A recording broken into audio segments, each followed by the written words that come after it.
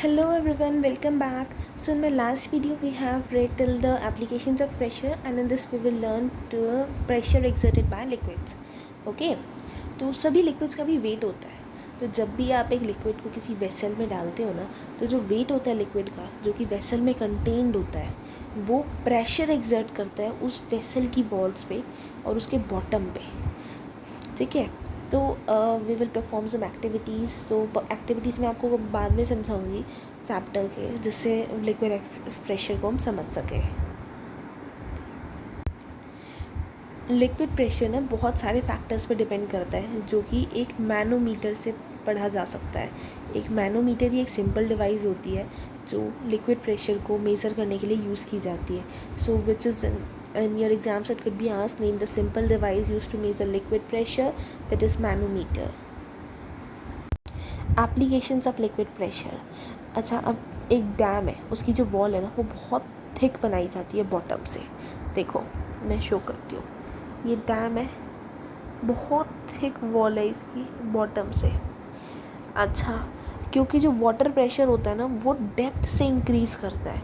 एक thicker wall एक great pressure exert कर सकती है उस वाटर के द्वारा जो कि उस ग्रेटर डेप्थ पे है. पानी तो सारा देखो गहराई में नीचे ही तो रहेगा पानी, तो अगर वो वॉल अगर कमज़ोर हुई तो पानी गिरनी नीचे निकल नहीं जाएगा.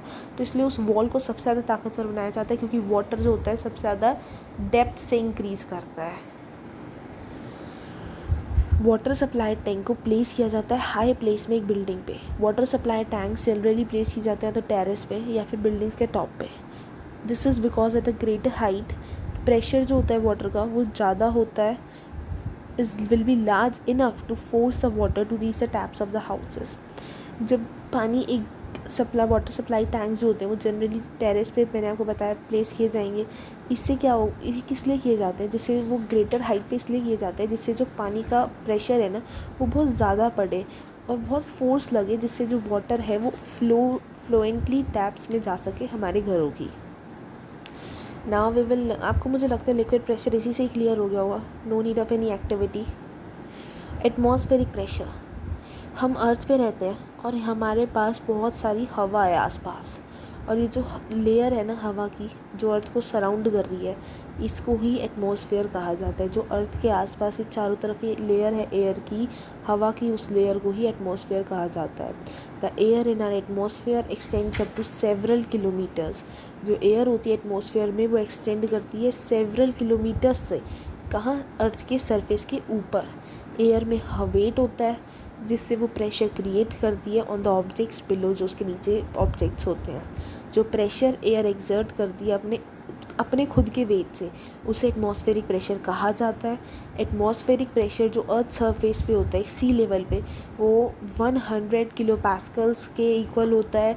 If such an enormous amount of pressure is acting on us, अगर कुछ इतना ही अगर प्रेशर एक्ट कर रहा है हम पे, देन वाई, फिर हम उसको फील क्यों नहीं करते हैं? इसलिए फील नहीं करते हैं क्योंकि जो प्रेशर हमारे ब्लड में होता है ना, तो प्रेशर ऑफ मतलब जो प्रेशर होता है ब्लड का हमारी ब्लड वेसल्स में और दूसरी फ्लूइड्स में हमारी बॉडी में प्रेजेंट होता है, वो एटमॉस्फेरिक प्रेशर को बैलेंस कर लेता है. एटमॉस्फेरिक प्रेशर सबसे मैक्सिमम होता है अर्थ के सरफेस पे. जब भी हम हाई एल्टीट्यूड जितना ऊंचा जाएंगे, जैसे कह दो माउंटेन्स पे, तो वहाँ एटमॉस्फेरिक प्रेशर कम हो जाएगा. इसीलिए mountaineers suffer nose bleeding at high altitude. ज़्यादा बड़े एल्टीट्यूड्स पे माइक्रो माउंटेनियर्स को नोज़ ब्लीडिंग होती है क्योंकि वहाँ बहुत तेज़ हाई ऑल्टीट्यूड है, जिससे एटमॉस्फेरिक प्रेशर वहाँ बहुत कम हो जाता है. जितना हमारा ब्लड प्रेशर है उससे भी हमारा एटमॉस्फेरिक प्रेशर कम हो जाता है. सांस लेने में दिक्कत होती है. इसी वजह से कुछ ब्लड कैपिलरीज बर्स्ट हो जाती हैं और ब्लड जो है वो हमारे नोज़ के थ्रू बाहर आता है माउंटेनियर्स के. An astronaut wears a special space suit. एक एस्ट्रोनॉट तभी एक स्पेशल स्पेस सूट पहनता है जो कि नॉर्मल एटमॉस्फेरिक प्रेशर मेंटेन करता है उसकी बॉडी का, since there is no atmosphere outside the earth. क्योंकि अर्थ के बाहर यहाँ कहीं पर भी आपको एटमॉस्फेयर नहीं मिलेगा. This is the special space suit worn by a astronaut. Now we will learn the applications of atmospheric pressure. Number one is drinking straw.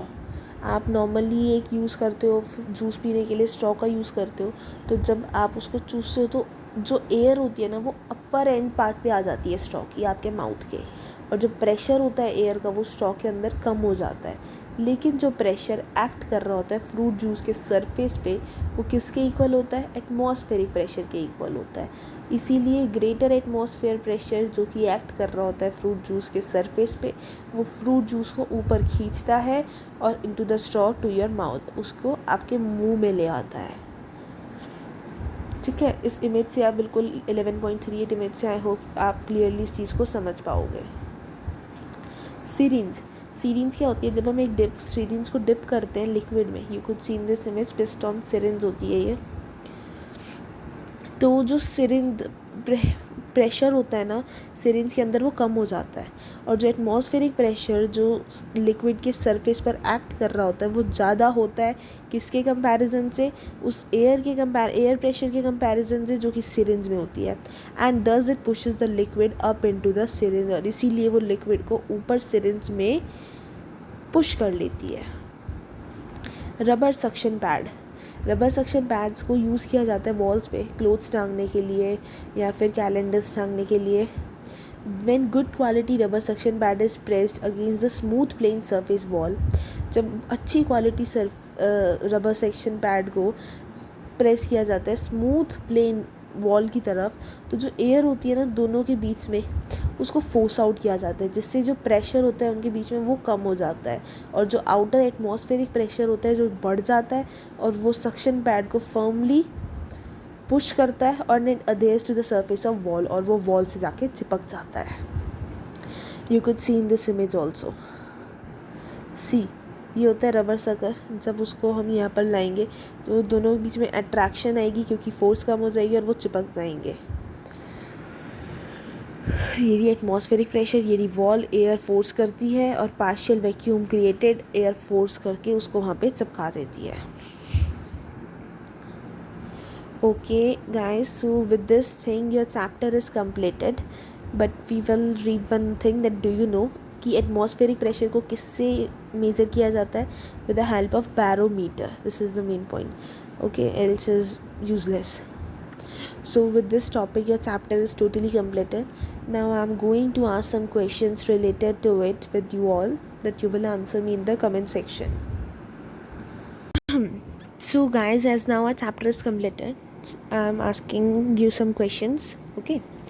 First of all, you just tell me 2 examples of frictional force, okay? This is your first question.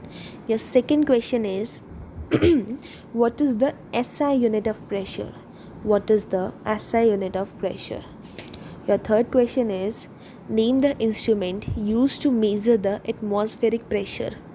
Name the instrument used to measure the atmospheric pressure. तो मैंने आपको भी last में ही बताया है. I think that you have remembered that. Fourth question is what are the 2 parameters that define pressure? What are the 2 parameters that define pressure?